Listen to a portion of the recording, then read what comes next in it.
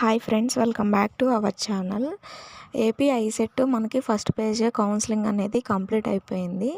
చాలామంది డౌట్స్ ఏంటంటే second page counselling ఎప్పుడు స్టార్ట్ అవుతుంది, second page counselling web options eligibility ఏంటి, వెబ్ ఆప్షన్స్ ఎవరెవరు పెట్టుకోవచ్చు, ఫస్ట్ పేజ్లో సీట్ ఉంటుందా అనేది చాలామంది డౌట్స్. నేను ఈ వీడియోలో ఫుల్ క్లారిటీ ఇచ్చేస్తాను.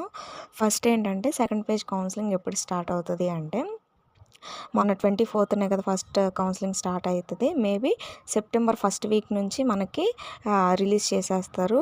ఎందుకంటే క్లాసెస్ అనేవి స్టార్ట్ అయిపోతాయి ఫస్ట్ పేజ్ కౌన్సిలింగ్ వాళ్ళకి. సో సెకండ్ పేజ్ వాళ్ళకి కూడా తొందరగానే కౌన్సిలింగ్ స్టార్ట్ చేసేస్తారు. అలాగే నెక్స్ట్ ఏంటంటే second page web options eligibility ఏంటంటే, మనం ఫస్ట్ పేజ్లో సీట్ క్యాన్సిల్ చేసేసుకుంటే మనం సెకండ్ పేజ్లో వెబ్ ఆప్షన్స్ అనేవి పెట్టుకోవచ్చు. రిజిస్ట్రేషన్ ఫీజు అనేది ఏమీ పే చేయ అవసరం లేదు. మళ్ళీ ఏంటి అంటే, సెకండ్ పేజ్లో డాక్యుమెంట్స్ ఏం అప్లోడ్ చేయాల్సిన అవసరం లేదు. డైరెక్ట్గా వెబ్ ఆప్షన్స్కి వెళ్ళండి. వెబ్ ఆప్షన్స్ ఎలా పెట్టుకోవాలో నేను నెక్స్ట్ వీడియోలో అనేది చేస్తాను.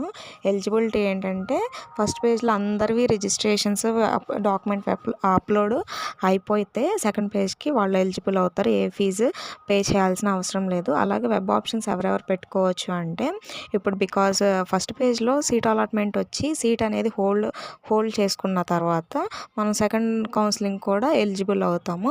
ఒకవేళ ఫస్ట్ కౌన్సిలింగ్లో సీట్ హోల్డ్ చేసుకొని సెకండ్ కౌన్సిలింగ్లో నీకు సీట్ వస్తే ఫస్ట్ కౌన్సిలింగ్లో సీట్ అనేది మీకు పక్కా క్యాన్సిల్ అయిపోతుంది. సో మీరు సెకండ్ కౌన్సిలింగ్లో వచ్చిన కాలేజ్లోనే జాయిన్ అవ్వాలి. అది మాత్రం కంపల్సరీ గుర్తుపెట్టుకోండి. అలాగే ఫస్ట్ పేజ్లో సీట్ ఉంటుందా అని అడిగారు కదా. ఇప్పుడు కాలేజ్కి వెళ్ళి మన సీట్ అనేది హోల్డ్ చేసుకున్నాం అనుకో, మన సెకండ్ కౌన్సిలింగ్లో కాలేజ్ అనేది మనకు వస్తుంది. అప్పుడు వచ్చినప్పుడు ఆటోమేటిక్ ఫస్ట్ పేజ్ కౌన్సిలింగ్లో సీట్ అనేది క్యాన్సిల్ అయిపోతుంది.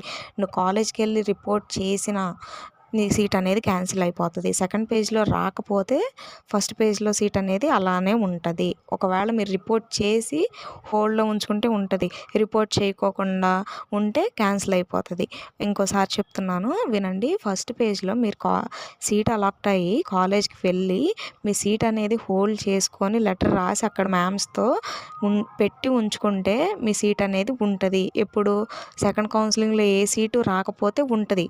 ఒకవేళ సెకండ్ కౌన్సిలింగ్లో సీట్ వస్తే ఫస్ట్ కౌన్సిలింగ్లో సీట్ అనేది క్యాన్సిల్ అయిపోతుంది. సెకండ్ కౌన్సిలింగ్లో వచ్చిన సీటే మీరు ఎలిజిబుల్ అవుతారు. ఆ సీట్లోనే మీరు జాయిన్ అవ్వాలి.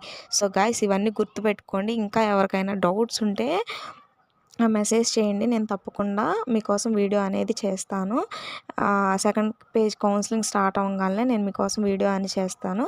ఈసారి తప్పు అయితే ఎవరు చేయొద్దు. ప్రతి ఒక్కటి నేను ఇన్ డీటెయిల్గా మీకు ఎక్స్ప్లెయిన్ చేస్తాను. ముందుగా మన ఛానల్ని సబ్స్క్రైబ్ చేసుకోండి, లైక్ చేయండి, షేర్ చేయండి. ఏమైనా డౌట్స్ ఉంటే కమెంట్ చేయండి. Thank you guys for watching this video.